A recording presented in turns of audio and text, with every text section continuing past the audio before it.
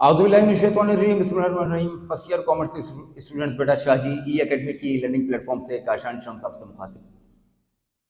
Planner discuss कर रहे हैं, सिलेबस डिस्कस कर रहे हैं, चैप्टर डिस्कस कर रहे हैं और इस वक्त हमारा सिलसिला है इकोनॉमिक्स।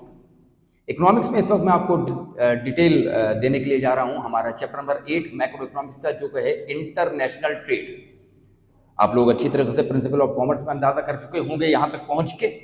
और इकोनॉमिक्स के अंदर भी कि ट्रेड दो तरीके की है, एक विद इन द कंट्री और एक बिटवीन टू कंट्रीज। हम यहाँ पे बिटवीन टू कंट्रीज में इंटरनेशनल ट्रेड में कौन कौन सी इकोनॉमिकल फैक्टर्स इन्वॉल्व होते हैं वो हम डिस्कस करने के लिए जाएंगे। सबसे पहले हम देखेंगे कि इंटरनेशनल ट्रेड है क्या। हम इसके अंदर पढ़ेंगे इसके एडवांटेजेस और डिसएडवांटेजेस क्या हैं।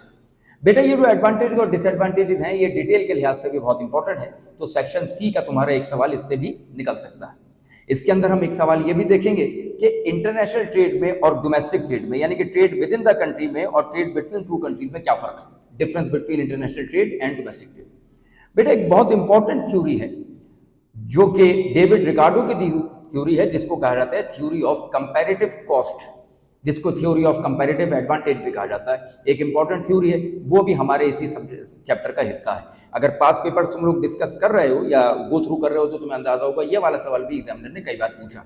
तो इंशाल्लाह ये चंद टॉपिक्स हैं जो कि हम इंटरनेशनल ट्रेड के अंदर डिस्कस करने के लिए जाएंगे। आपसे इंशाल्लाह हमारी वीडियो लेक्चर्स के अंदर मुलाकात होगी। अपना बहुत ख्याल रखिएगा, हमें अपनी दुआओं में याद रखिएगा।